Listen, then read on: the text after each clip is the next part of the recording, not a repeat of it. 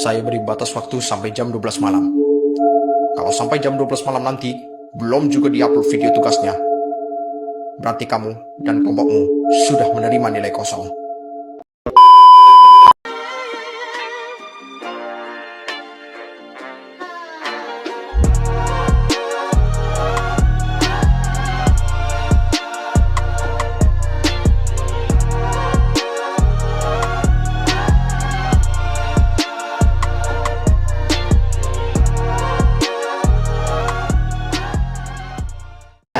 Halo teman-teman, perkenalkan kami dari kelas 10 E2 dan kami dari kelompok 4. Sebelumnya izinkan kami perkenalkan diri dulu.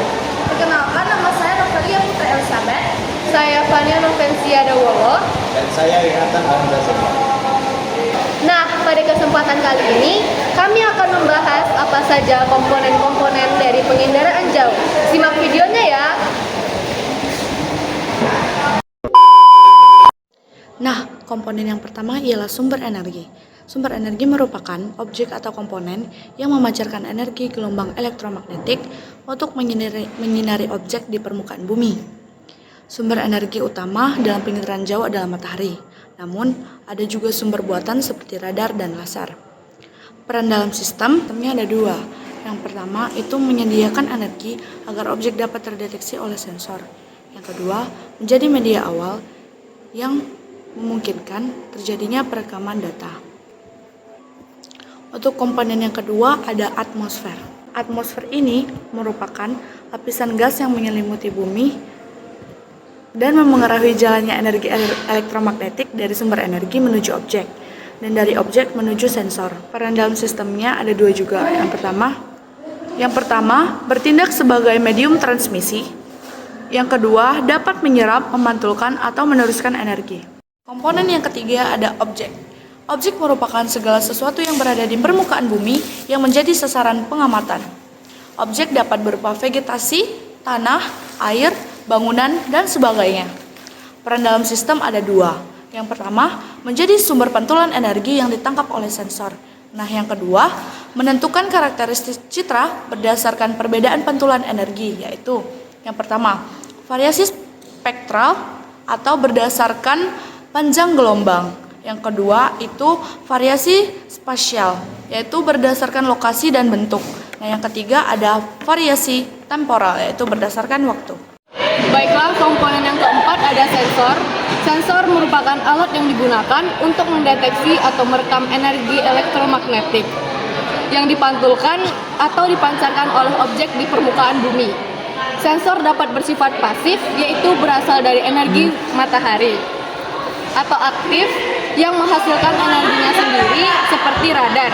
Perannya dalam sistem yang pertama, menerima energi dari objek, yang kedua, mengubah energi menjadi data digital, dan yang ketiga, menghasilkan citra atau data yang siap diolah lebih lanjut.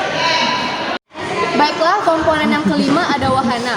Wahana merupakan sarana atau kendaraan yang digunakan untuk membawa sensor agar dapat merekam data dari permukaan bumi. Contohnya seperti satelit, pesawat terbang, balon udara, ataupun drone. Peran dalam sistem, yang pertama, mengangkut sensor pada ketinggian tertentu. Yang kedua, menentukan cakupan wilayah dan resolusi citra. Dan yang ketiga, menentukan jenis data yang diperoleh, apakah dari udara, satelit, ataupun drone. Yang selanjutnya yaitu adalah perolehan data. Perolehan data yaitu proses pengumpulan informasi mengenai objek dan fenomena di permukaan bumi tanpa kontak langsung, baik mau secara manual maupun digital. Peran dalam sistemnya ada tiga, yaitu menyediakan informasi yang akurat dan up to date. Yang kedua adalah memudahkan pemetaan, pemantauan, dan perencanaan. Dan yang terakhir, mendukung analisis berbagai jenis data spesial. Selanjutnya adalah penggunaan data, yaitu penginderaan jauh, pemanfaatan hasil pengolahan data yang diperoleh oleh sensor, seperti citra satelit atau foto udara, dilakukan oleh pengguna akhir untuk berbagai keperluan analisis dan pengambilan keputusan. Contoh penggunaannya ada tiga, yaitu analisis dan pemantauan lingkungan, perencanaan dan manajemen wilayah, dan yang terakhir penanggulangan dan mitigasi bencana alam. Nah, di sini sudah terlihat gambar alur penginderaan jauh. Alur penginderaan jauh dimulai dari sumber energi yang memancarkan tenaga, seperti sinar matahari. Energi ini kemudian berinteraksi dengan objek di permukaan bumi dan dipantulkan atau dipancarkan kembali. Pantulan tersebut ditangkap oleh sensor pada satelit atau pesawat.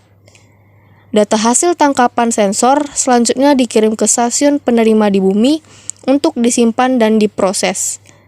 Setelah itu, dilakukan pengolahan data agar citra menjadi lebih jelas dan mudah dibaca. Citra yang sudah diolah kemudian ditafsirkan untuk memperoleh informasi yang dibutuhkan. Terakhir, hasil interpretasi digunakan dalam pemanfaatan data untuk berbagai bidang, seperti pertanian, kehutanan, atau tata ruang.